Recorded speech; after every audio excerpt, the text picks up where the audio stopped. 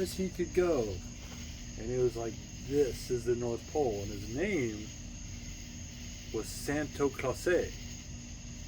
Was he French? Yes.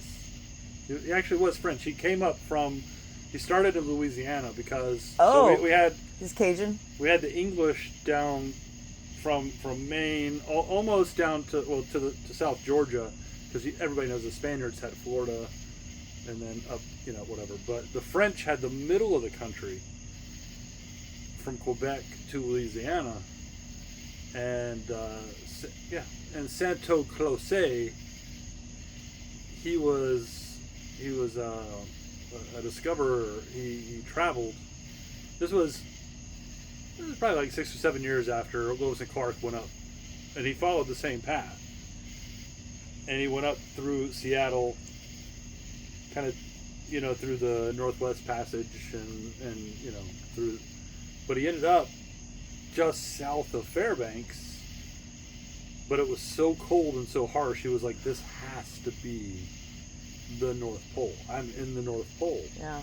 And he stuck the French flag in Fairbanks, which was Fairbanks. Oh.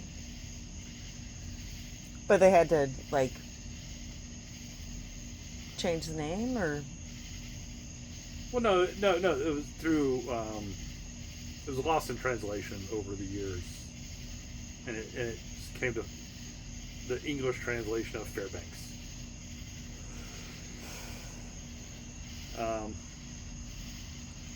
So he stayed there in the North Pole, and he ended up all the gold rush was over. He couldn't make any money, so he started herding reindeer. And he would name his reindeer, and you've heard of some of them, like Donner and Dixon. These are some of.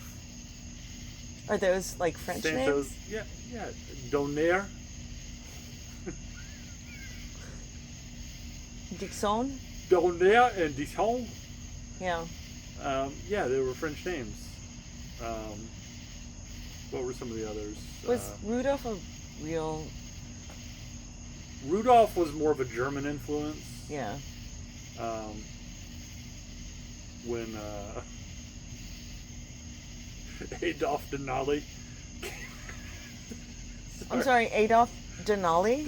Adolf Denali. Denali National Park. Yeah, I know. It sounds like Denali sounds like it's an Inuit name, but it's actually German. Is that the same thing? Basically, you're telling me to be the world's worst tour guide and just give up made up fucking facts.